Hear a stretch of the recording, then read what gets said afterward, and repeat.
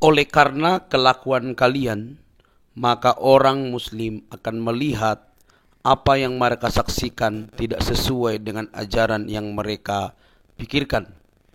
Hal itulah yang membuat mereka memutuskan untuk percaya dan murtad, meninggalkan keyakinan mereka karena tindakan-tindakan anarkis dan juga pola perilaku kalian memperlakukan orang yang berbeda keyakinan dengan Anda sendiri. Kali ini kita melihat teman-teman bagaimana pendapat seorang cendekiawan Muslim, dan kita lihat sampai akhir bagaimana orang-orang Kristen dipersekusi sesuai dengan selera mereka. Mari kita simak, buka akal sehat supaya kita semakin cerdas dalam beragama. Teman-teman, tidak usah kepanasan. Kita akan terus membukakan fakta bahwa orang meninggalkan agamanya bukan karena faktor apapun. Bisa saja memang Tuhan Yesus menjamah hati mereka, tetapi terlebih banyak ketika pola perilaku daripada orang yang katanya beragama justru melakukan hal-hal yang tidak mulia, tidak baik, yang bertentangan dengan karakter Tuhan itu sendiri. Ini dia videonya, apa yang disampaikan oleh cendekiawan Muslim. Mari kita simak.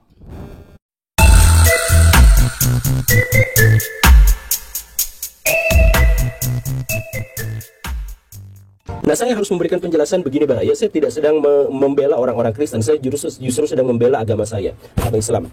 Saya jelasin begini, Bang. Ya. Di Indonesia itu, orang Kristen itu adalah orang yang paling sulit untuk bikin tempat ibadah. Kristen dalam konteks ini adalah Katolik dan Protestan, ya. Itu paling sulit.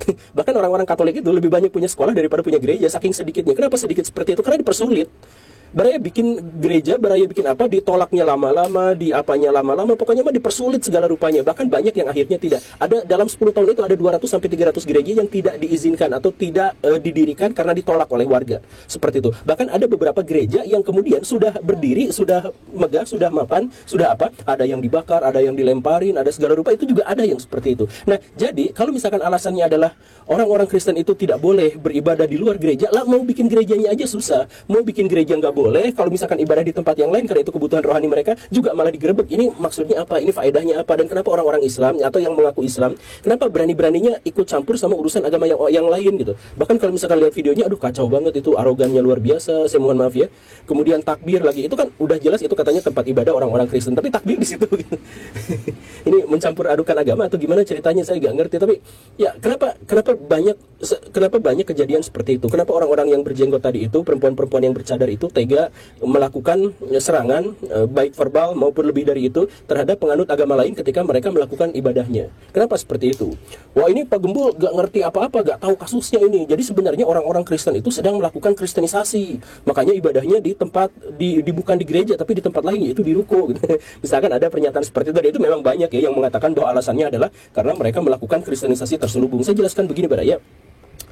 Dalam konteks itu, orang-orang yang sedang melakukan kristenisasi itu adalah orang-orang Islam sendiri. Jadi 40 orang jemaah yang ngakunya muslim itu, yang pakai kerudung, pakai cadar itu, yang pakai jenggot, pakai sorban itu, itulah mereka yang sedang melakukan kristenisasi atau pemurtadan. Sebab ketika mereka sedang melakukan itu, ada banyak sekali, ada jutaan muslim yang melihat itu dan merasa malu. Loh, kok agama saya kayak gini? Kok perilaku umat beragama yang seagama dengan saya kok seperti ini? Itu banyak yang seperti itu. Karena orang dengan naluri dan dengan nurani yang masih normal pasti akan terheran-heran, kan itu ada umat ya agama lain yang sedang beribadah kok digerebek gitu. Kenapa ceritanya bisa seperti itu? Kenapa ikut campur urusan agama orang gitu? Kenapa nggak sholat aja di masjidnya sendiri, malah serang ke gereja atau ke tempat yang dianggap sebagai tempat agama yang lain? Banyak sekali orang-orang yang muslim ketika melihat kejadian itu menjadi merasa malu, menjadi minder, dan bahkan banyak yang kemudian mempertanyakan agamanya sendiri. Saya kenal sama banyak orang yang dia itu murtad, yang mereka itu murtad keluar dari agamanya. Ada yang menjadi ateis, ada yang menjadi Kristen, ada yang menjadi Hindu, ada yang menjadi Buddha dan sebagainya. Itu alasannya adalah apa? Karena melihat realitas kaum muslimin itu penuh dengan kekerasan, penuh dengan ancaman, penuh dengan intimidasi dan sebagainya yang seperti itu. Itulah kristenisasi yang sesungguhnya itu justru malah dilakukan oleh orang-orang Islam yang mengaku dirinya sebagai muslim yang bagaimana gitulah. Baik, tentu saja mengingat sebuah cerita yang dari Ethiopia, namanya adalah Pak Haji Usman Muhammad. Beliau itu ulama terpandang di situ dan udah kalibernya udah sangat tinggi lah. Tapi di tengah jalan beliau murtad, beliau masuk Kristen. Kenapa bisa seperti itu? Karena dia melihat banyak sekali gereja-gereja dibakar di negaranya. Dia melihat banyak sekali persekusi dan intimidasi terhadap orang-orang Kristen di negaranya, di Ethiopia. Dan karena itu, maka beliau mikir, kok agama saya seperti ini? Apakah benar agama saya mengajarkan kekerasan kepada agama lain? Apakah ini dan sebagainya? Mereka mulai berpikir dengan pikiran yang seperti itu, dan akhirnya apa? Dia murtad. Jadi ketika saya ngomong seperti ini, saya tidak sedang membela ajaran agama Kristen, justru saya sedang membela agama Islam. Maksud saya begini Baraya, kalau misalkan orang-orang Islam itu melakukan penggerebegan terhadap aktivitas ibadah agama yang lain, dalilnya itu apa? Kan nggak ada. Dalam syariah Islam itu terlarang luar biasa. Baik teman-teman yang dikasih oleh Tuhan, kita sudah melihat dan mendengar dengan baik apa yang disampaikan oleh cendekiawan Muslim ini mengenai perilaku yang tampil secara khusus untuk Muslim yang ada di Indonesia, yang selalu melakukan hal-hal yang anarkis, bahkan melarang rumah ibadat orang Kristen, membubarkan ibadah, melarang rumah ibadat dibangun. Semua dilakukan oleh mereka sesuai dengan selera mereka masing-masing. Anehnya mereka merasa paling dekat dengan Tuhan, justru melakukan hal-hal yang merugikan orang banyak. Tuhan yang mana yang melarang orang lain beribadah untuk hidup lebih baik? Tuhan yang mana yang melakukan semua itu dengan sengaja sehingga kalian begitu tega melarang orang lain untuk beribadah, melarang orang lain untuk datang kepada Tuhannya, untuk memperbaiki diri, untuk meninggalkan dosanya supaya hidup lebih baik? Bahkan supaya mereka dekat dengan Tuhannya. Atas apa? Atas dasar apa? Bahkan cendekiawan Muslim ini dengan tegas berkata, mana dalilnya bahwa itu diperbolehkan? Tidak ada. Teman-teman, dan di akhir video dari pendapat daripada cendekiawan Muslim ini didapati bahwa seorang ulama haji dari Ethiopia justru murtad karena melihat perilaku para pelaku agamanya sendiri justru melakukan hal yang tidak baik di dalam negaranya, dan akhirnya dia memutuskan untuk murtad. Teman-teman, mari berpikir cerdas bahwa yang melakukan semua itu bukan orang Kristen, tapi orang Muslim yang semena-mena terhadap agama lain yang tidak sealiran dan tidak seagama dengan teman-teman. Cerdaslah, karena itu yang akan dilihat. Berperilaku baiklah, karena itu yang akan dilihat dari teman-teman, sehingga orang akan respect. Bahkan sebaliknya, kalau Anda semakin beringas, maka hasilnya adalah orang akan melihat, beginikah ajaran agama kami, beginikah yang diajarkan oleh kitab kami, masa orang beribadah justru dilarang. Teman-teman, mari cerdas. Kami tetap akan berdoa, apapun yang Anda lakukan, semoga Tuhan menyentuh hati teman-teman, hati umat Muslim, sehingga percaya kepada Tuhan Yesus sebagai Tuhan dan Juru Selamat pribadi. Biarkan kalian melakukan itu terus-menerus, biarkan kalian mempersekusi, tetapi kami percaya itu pun jadi alat Tuhan untuk membawa orang-orang Muslim percaya kepada Yesus. Itu doa kami. Perhatikan, dalam bulan Agustus ini pun ada dua gereja yang dipersekusi di Batam dan juga di Binjai di Medan sana. Tuhanlah kiranya menolong teman-teman Muslim untuk melihat realita ini. Jangan tutup matamu. Pertanyaan sekali lagi, Tuhan yang mana melarang atau menghambat orang lain untuk lebih baik hidupnya dengan menjalankan ibadah dan agamanya? Saya tidak tahu Tuhan yang mana yang seperti itu.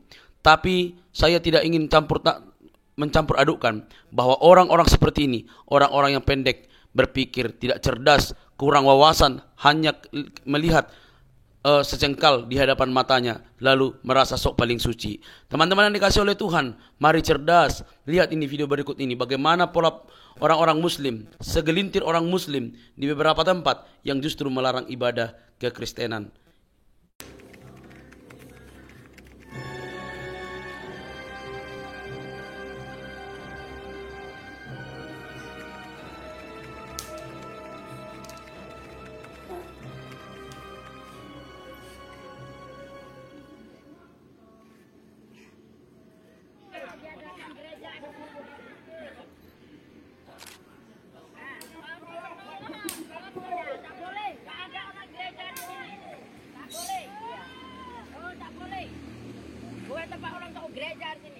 Kami nggak mengizinkan di pergudangan ini ada satu ibadah. Itu aja Pak. Itu aja.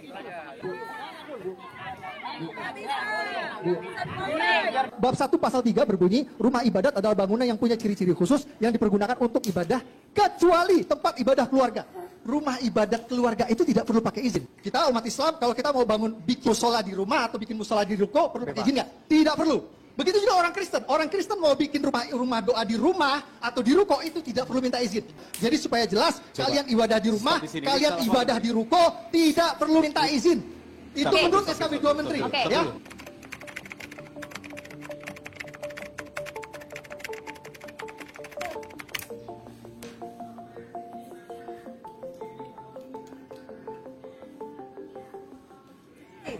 kerjakan. Nanti yang lainnya nanti kena. Apa? Apa? Kerjakan terus, kerjakan. RW 21, RT 004. Ayo, hancurkan semua. Ayo, hancurkan aja. Ya, hancurkan. Ada perusakan gereja di Punggur, di Kapten Bidah, ada perusakan dinding, ada pengerusakan jendela. Kami mohon kepada stakeholder pemerintah di tempat, khususnya Kota Batam, kami percaya bahwa pemerintah akan bertindak segera. Saya Pendeta Samjaksana Pitupulu dari Gereja Utusan Pantai Kota yang mengalami pengurusan. Kami dari LBH Kabupaten Batam yang mendampingi Bapak Pendeta terkait dengan adanya dugaan pengerusakan bangunan yang akan digunakan untuk gereja di Kabil, dan kami telah melaporkan ke Polda Kepri. Mengecam tindakan anarkis yang dilakukan oleh sekelompok orang yang merusak pembangunan rumah ibadah di Bida Kabil, Kota Batam. Meminta pada pihak kepolisian agar menangkap pelaku perusakan pembangunan rumah ibadah, dan kita percayakan kepada pihak kepolisian, khusus Polda Kepri, agar secepatnya menangkap orang-orang yang merusak pembangunan rumah ibadah.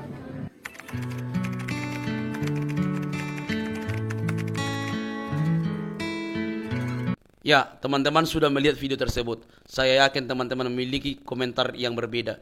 Orang-orang Kristen tidak perlu kepanasan. Mari kita terus doakan supaya mereka percaya kepada Tuhan Yesus. Sampai di sini video saya. Jangan lupa untuk mendukung dengan cara subscribe, like, comment, dan share. Sampai ketemu di video selanjutnya. Bye-bye.